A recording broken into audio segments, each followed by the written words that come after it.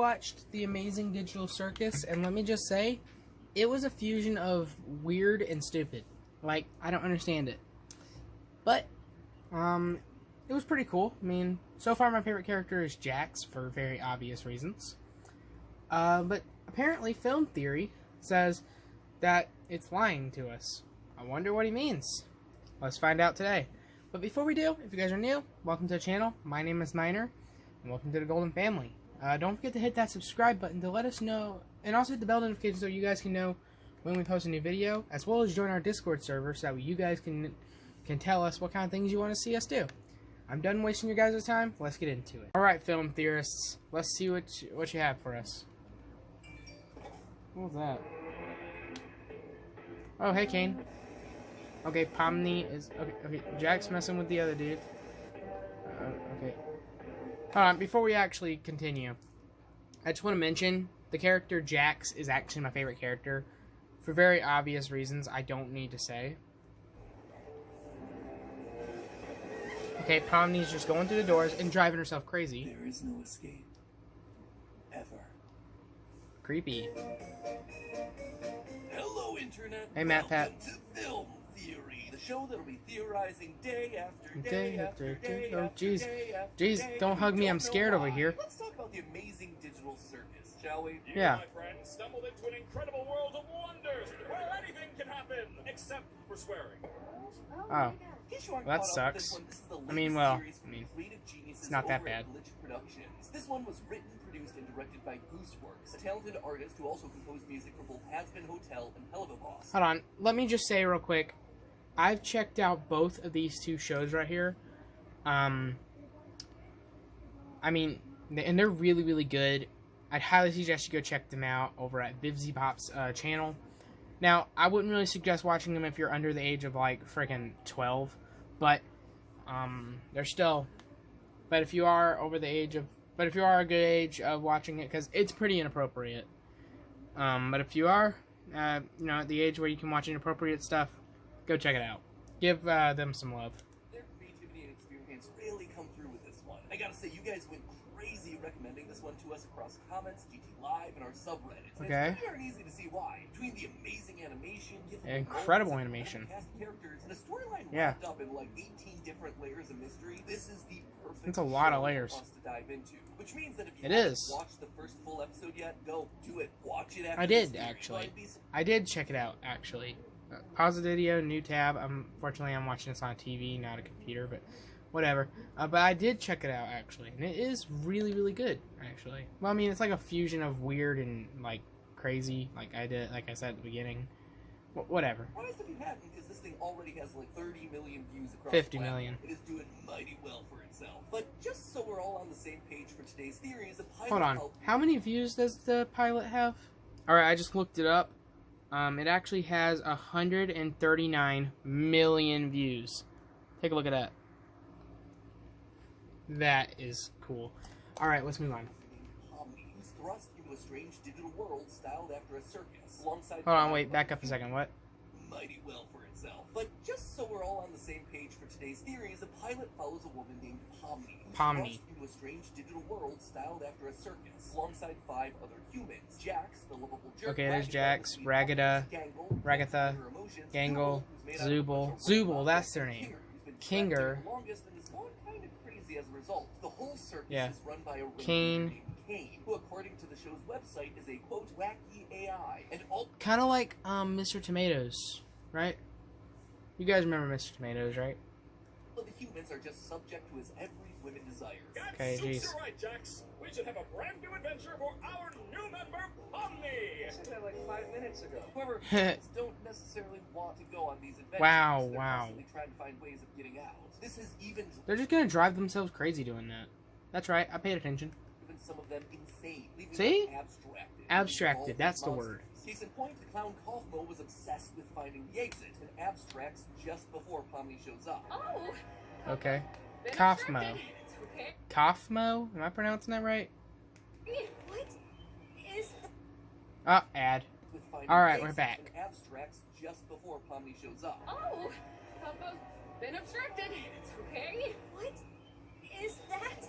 And yet, even when Pomni It's does an get abstracted herself to the Kaufmo. exit in this pilot episode doesn't go anywhere. It's just endless hallways and office spaces Kind of like the back rooms, right? repeating. It is basically the back rooms. I just said that. Kane made this We're on the fake we're on the game same brain they level. wanted, just didn't know what to put on the other side. I do have to apologize for lying about the exit. I was having so much trouble figuring out what to put on the other side and ended up never quite finishing it. That is a real jerk move. Like, dude, if you're gonna give them some hope of there being an exit, at least finish it before you actually even present it to them. I mean, come on, man.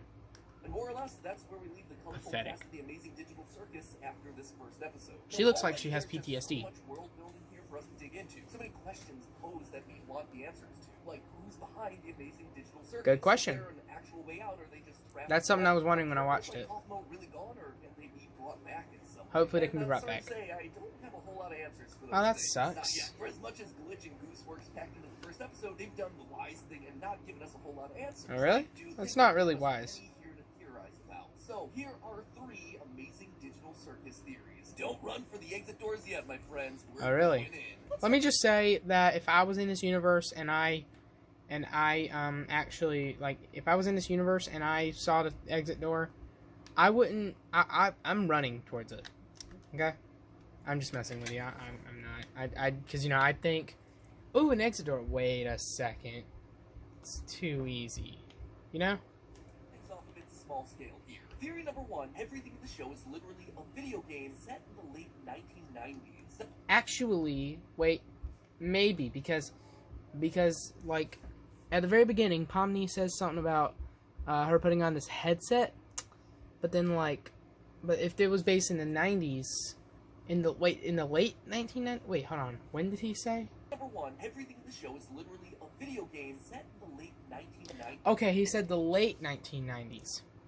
Okay, so that could be true because VR headsets were produced around the late 1990s, early 2000s, unless they were produced more recently. So it could be just a VR game.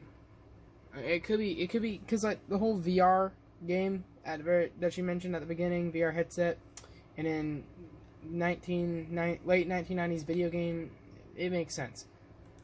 Now, there's a lot in just this one episode that paints this as a video game world. For example, right at the beginning, we see a pixelated title card for the show that's obviously in the style of old-school PC, PlayStation, and N64 game. Yeah, that makes sense, because I actually have a PlayStation 1. In fact, it's literally sitting right there, right in front of the TV, so...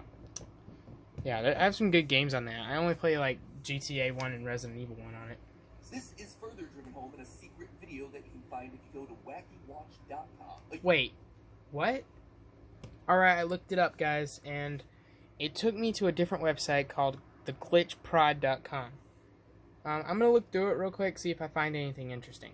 Alright, guys, I couldn't find anything interesting, but tell you what I'll do.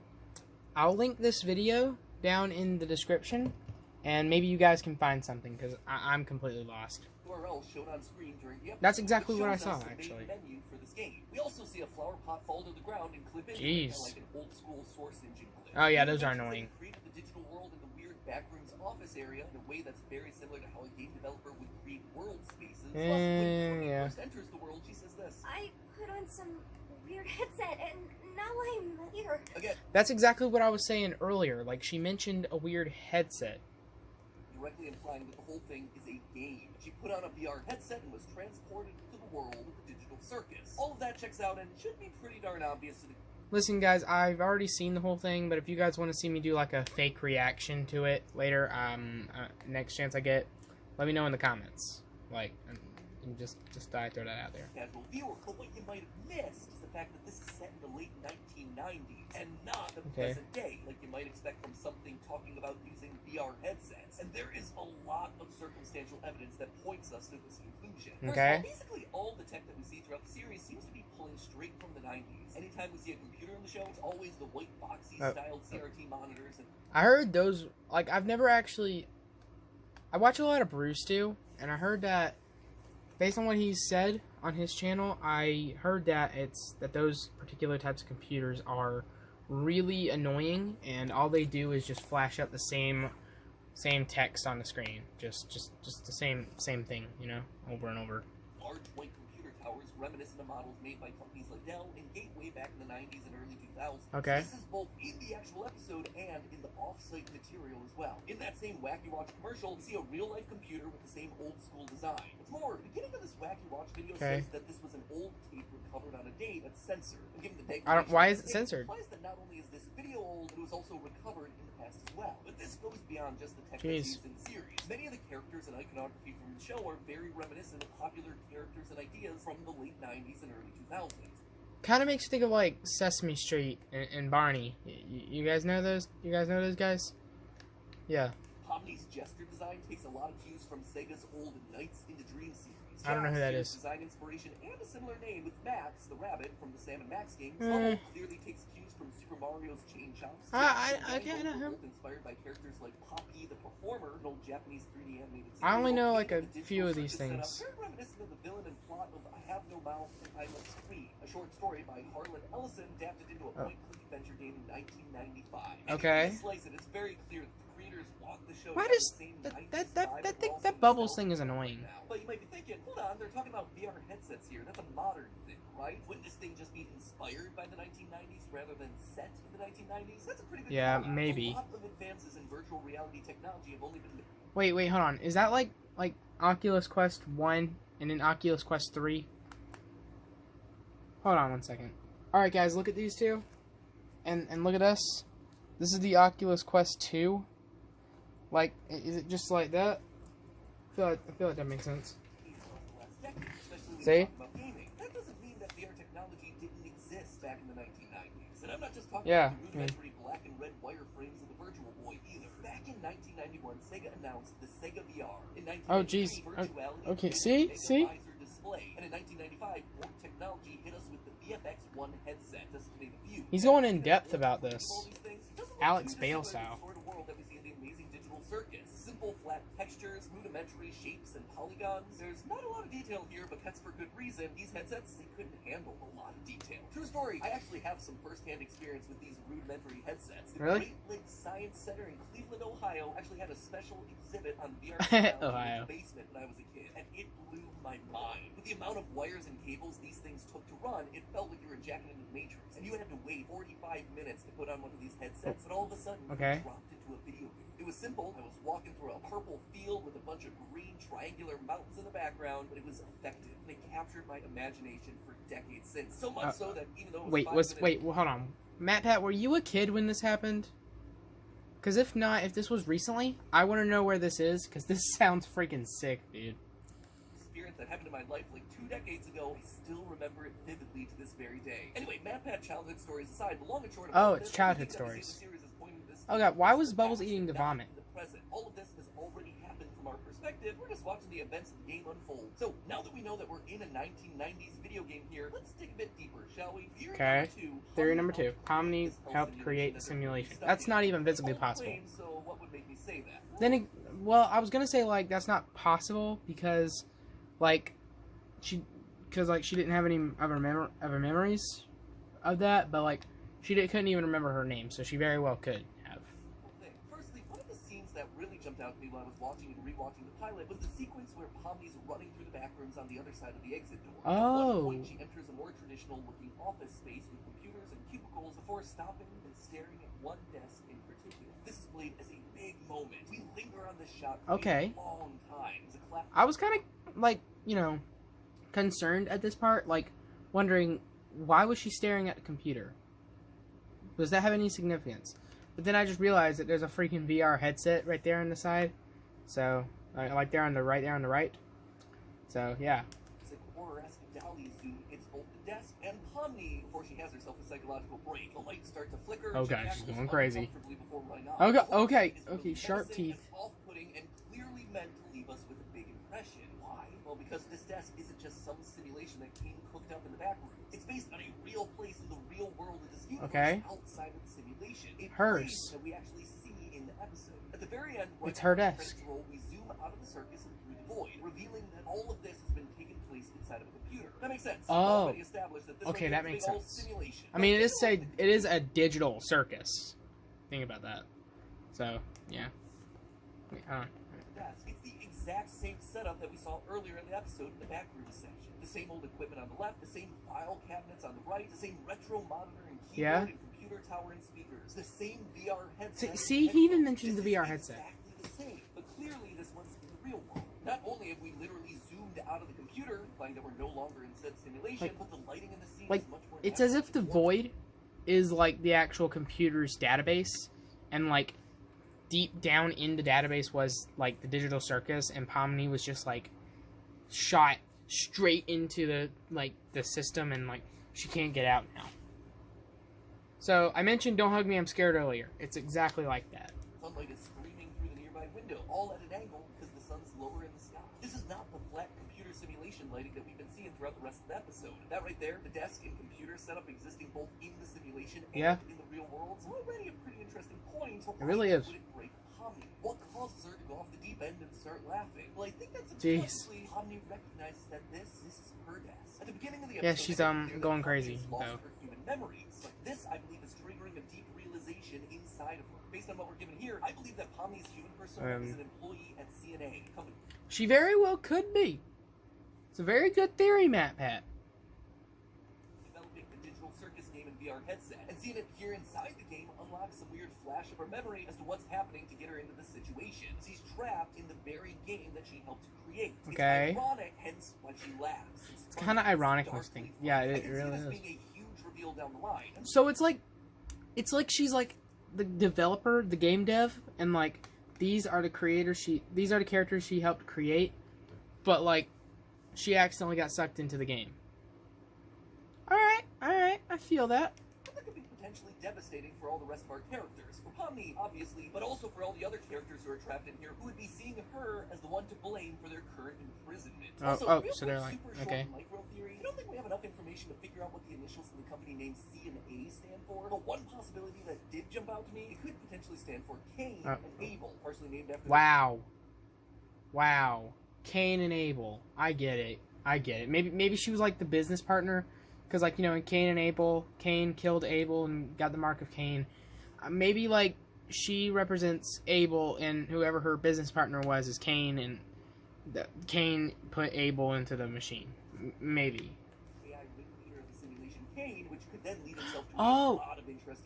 That would make Cain the villain in the series.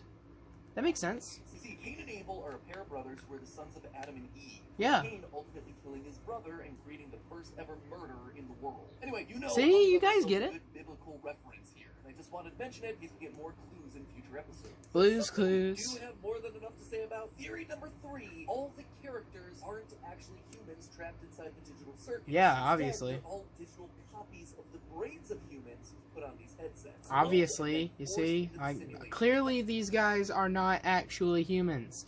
They're just like video game characters. Like they're not gonna trap a freaking real Jill Valentine in Resident Evil. They're not gonna trap a real Trevor Phillips in GTA. See? This is a pretty big swing. But yeah. Pomni's first line of the series is practically, "Oh no, I'm a human who put on a headset and now I'm trapped here." And then follows it up with this. My! It appears a new human has entered this realm! Human. He calls her a human. And that actually lines like up he with what knows. we've seen with the official synopsis, explicitly calling Pomni and the others humans, in contrast to Cain being an AI. Quote from that synopsis: "A woman gets trapped in a crazy virtual world along with 5 other humans that are now subject to whims of wacky AI personal traumas." Okay. Okay, so based on that one line, we can actually assume what the future is going to be like. It's probably going to include them torturing them. You guys know the show Lucifer? Really great show, by the way. If you haven't checked it out, I highly suggest it.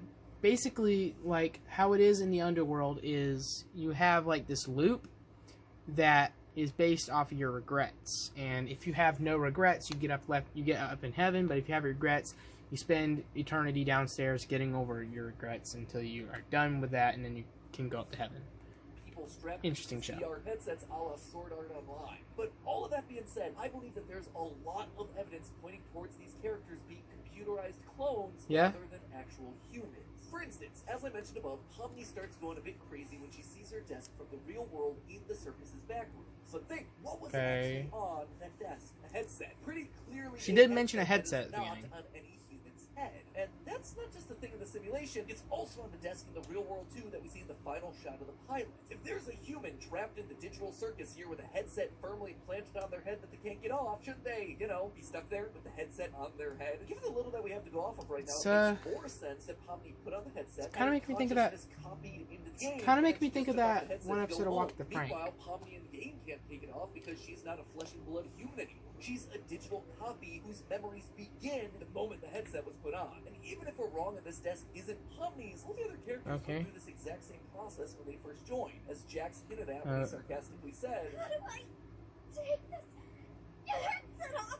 You can't. Keep grabbing at it. That works for all of us. They all tried the same thing. Oh, jeez, that's terrifying. All digital copies grasping at a VR headset that isn't there anymore. But you know the thing that really convinced me of the theory? The mannequins. Yeah, Kinger is probably the one throughout the episode, we see suffered the several worst. artist mannequins populating the circus. You know, these are the things that artists will sometimes buy to help them get references for poses. Most prominently, Maybe these guys are like.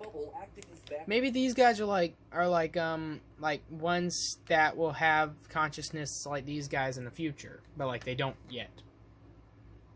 Let me know what you guys think in the comments. But why would they matter? Well, we know that Kane can create NPCs. Kane, Yeah. Is this one of your NPCs or is this a new site? So maybe these NPCs. mannequins are just random, nameless characters that Kane made up There's to so many fill in people out there circus. Maybe, but that just that- doesn't sit right with me. Yeah. First off, the dolls are clearly capable of emotions. We see one get upset when Pomni interrupts it taking a bath. Silently Oh, jeez. screaming at Pomni until Anybody she would get slams the upset door. over that. There's something more going on here than just these things being background extras. Take a look at this. When Ragatha is showing Pomni to her room, there are several other doors for other characters in the background. This is actually a great piece of world building. We see Yeah, it that really each of is. the current characters have themselves their own rooms, as well as several other characters that we haven't met yet. There's this. Have you noticed that his teeth, like, they don't move? They only move like once in it, and that was whenever that dude, what was it, Zuba? I don't know his name. Grabbed him by the throat, and it became a bunch of sharp teeth. What did you guys think about that? One that I can't quite make out, what looks to be a pinkish purple goo monster, some sort of cute doggo, green and orange anteater looking guy. And I just realized they have X's over it. Piece, and I'm gonna guess his name Queenie. He seems to be Kinger's counterpart. Oh, jeez. Didn't come into the simulation alone. Regardless, all of these portraits have giant red X's Yeah. over them, and that checks out. These are likely characters that have abstracted in the past, just like. Sabine the Clown is we next. even see other abstracted creatures in the cellar when Kane banishes Kaufman. Anyway, along with these past and current characters, Kaufman. we also see several doors with black mannequins Coptum? on them. I don't know how to pronounce it. Multiple doors. If I had to guess what's going on here, when a new human enters the game, these rooms transform into one that's appropriate for them, and the mannequin on the door transforms into their character. And what's more, I believe that there's a mannequin in the game that also transforms into that character. I think I mentioned this earlier. There was like these NPC mannequin punks are they're like the actual people. These guys right here, but like they're not them yet until their consciousness. Yeah, you guys get it. Right now, they're placeholders, but they get molded into these human copies whenever someone new puts on the headset, and their brain gets scanned into the system. That would fit the with the idea of the mannequins to begin with. They're supposed to be used as references, and then... That makes sense. That makes sense. Well done, Matt. Turned into something real when you're using them for your artwork. That would also fit with the fact that they're on the doors of all these empty rooms, and the characters being scanned clones of human brains. That is fit creepy. The fact that they can't take off their headsets, despite us seeing a headset not being worn at a desk that is clearly meant to be Pomni's. I wonder if they All know. fits with I wonder if they know that their consciousness, like when they're putting on the headsets. I wonder if they're like, all right, so I'll put this headset on, and my consciousness will be transferred into the headset, right? And then that'll make the video game character. I wonder if that's it. I wonder if it's like that. what we've seen from the series so far. In short, the series is gaslighting us. It isn't about a bunch of humans trapped in a simulation. It's about a bunch of human consciousnesses that have been scanned into an AI system and then mapped onto blank mannequin bodies, where the computer can then simulate their human behavior and push their buttons to the breaking point, learning the weaknesses of the human psyche. And then, when they've had too much and abstract out of the system, well, then you just boot up another new simulation and try again. Okay, there is no exit door. That's It's an psychopathic, endless loop man. of torturous tests run by Kane as he tries to understand the human experience. Just like a real circus, all of it is just a big performance. friends. But hey, Hey, you know that- what character wait. in the show that I think is criminally Thought I was underrated? Bubbles. This adorable little bubble doggo. That thing is annoying. Bubbles is annoying. Seems like they're willing to eat just about anything, but I know for a fact they would absolutely love the food from the sponsor of today's episode, Sundays. Nobody cares about your spot. That was a good theory, man. I really enjoyed that. Like, I mean, it makes like a lot of sense. Well, that's gonna be it for now. Hope you guys enjoyed this video. If you did, make sure to give this video a like. Maybe even subscribe to the channel if you haven't done so already. Check the description for some cool stuff, such as our Discord server. And that link I mentioned earlier, I will leave in the description as well. You guys can check it out, see if you guys can decipher it, because you guys are awesome. Give Film Theorists some love over on their channel. I'll leave them linked down below as well. And on that note, this is Miner signing off for now. I love you guys, and I'll see you guys next time. Peace out, everyone.